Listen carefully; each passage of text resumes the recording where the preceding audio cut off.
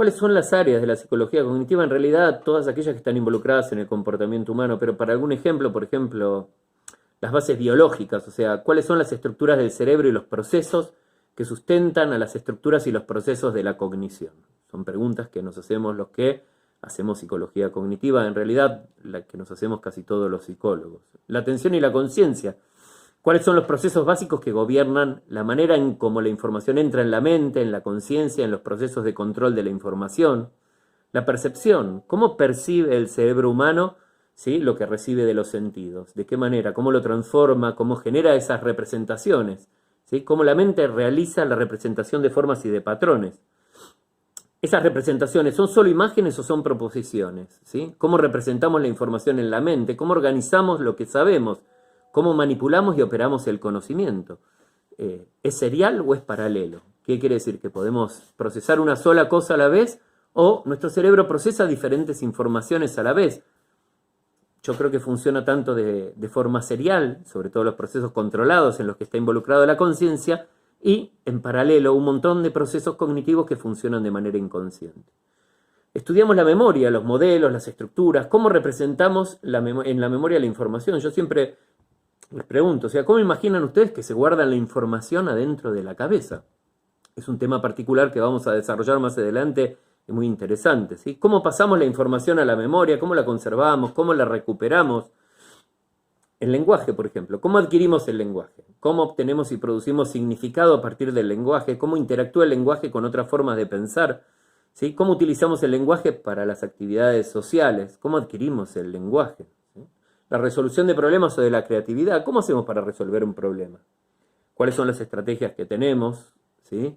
¿Por qué algunos somos más o menos creativos que otros con respecto a la creatividad? ¿Cuáles son las diferencias individuales? En general, la psicología cognitiva no se basa en las diferencias individuales, sino que trata de estudiar todo aquello que los seres humanos tenemos en común como parte de una misma especie, o sea, todos los compartimos. Por otra parte, luego sí se pueden estudiar las diferencias individuales o el desempeño en cada uno de esos procesos particulares, pero en general tiende la psicología cognitiva como una ciencia básica a tratar de explicar el funcionamiento, ¿sí?, general de todos.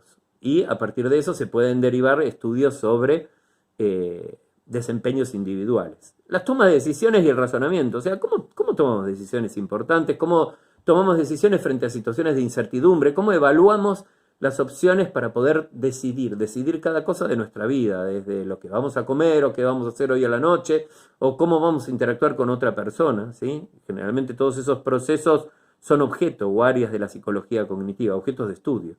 Otra parte importante es el desarrollo cognitivo. Sabemos que estos procesos van sufriendo cambios a lo largo del transcurso del desarrollo. ¿Cómo cambian? ¿Cambian todos a la vez? ¿Cuánto es lo que traemos genéticamente determinado? ¿Cuánto es lo que va cambiando? ¿Cómo cambia en función de las experiencias a las que estamos expuestos? ¿Sí? ¿Qué factores contribuyen a esos cambios? ¿A qué edad empiezan a estabilizarse o a mantenerse de alguna forma estable? ¿Y cómo declinan con el paso del tiempo? También se investiga la inteligencia, porque algunas personas son más inteligentes que otras.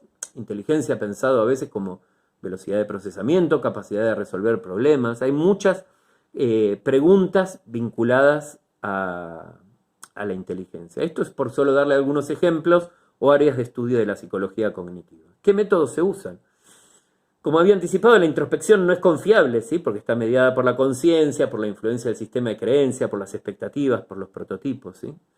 Se utilizan predominantemente estudios experimentales del comportamiento, ¿sí? Son controlados en laboratorio donde se manipulan variables independientes para ver los efectos sobre las variables dependientes. Se suele usar grupos experimentales y de control para tratar de inferir causalidad. Se utiliza muchísimo la estadística.